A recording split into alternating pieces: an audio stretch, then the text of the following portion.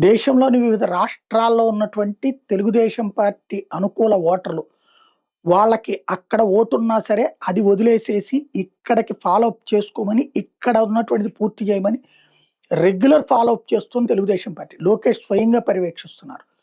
YSR Congress party వాళ్ళది అలాంటి follow up ఉందో లేదో తెలీదు. ఉన్నట్టు కనబడుతోంది గానీ, ఆచరణలో అంత సులభంగా కనబడటం లేదు.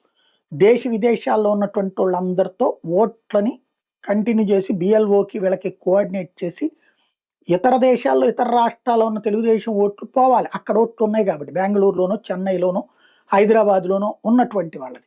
విదేశాల్లో ఉన్నోళ్ళదంటే అక్కడ ఓటు ఉండదు కాబట్టి ఇక్కడ ఉంచుకున్నారంటే ఒక అర్థం ఉంది. కానీ ఇక్కడ ఆ ఓట్లని తొలగించకుండా చూసుకుంటోంది. అదొక ఉడుంపట్టు పట్టింది. నెంబర్ 1 అది. నెంబర్ 2 వచ్చేటప్పటికి జగన్‌కి సంబంధించిన మావిగన్నే జగన్‌కి దెబ్బ అన్నటువంటిది జనంలోకి బలంగా తీసుకెళ్లాలని తన పార్టీ శ్రేణులకి చెప్పింది. అదొకటి నడిచిపోతుంది. మూడోదొచ్చేటప్పటికి నెక్స్ట్ ఎలక్షన్స్ టైంకి అభివృద్ధి అన్నటువంటిది అద్భుతంగా జరుగుతుంది. లాస్ట్ ఏడాది సంక్షేమ పథకాలు కూడా అన్నీ అమలు చేసి సంపద సృష్టి వలన సంక్షేమ పథకాలు అమలు చేస్తున్నాము.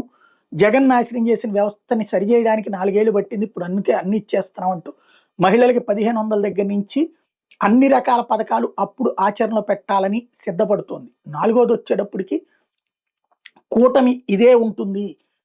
భవిష్యత్తులో గూడా అటు పవన్ కళ్యాణ్‌తో జాగ్రత్తగా మేనేజ్ చేసుకుంటూ ముందుకు వెళ్ళాలని, అందుకు అనుగుణంగా తెలుగుదేశం వాళ్ళు ఒక అడుగు తగ్గి ఉండమని సూచిస్తోంది.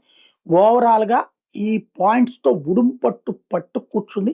వైఎస్ఆర్ కాంగ్రెస్ పార్టీకి 15 ఏళ్ళు అధికారంలోకి రానివ్వకూడదన్నటువంటి పవన్ కళ్యాణ్ మాటని ఆచరణలో పెట్టేందుకు సిద్ధపడుతోంది.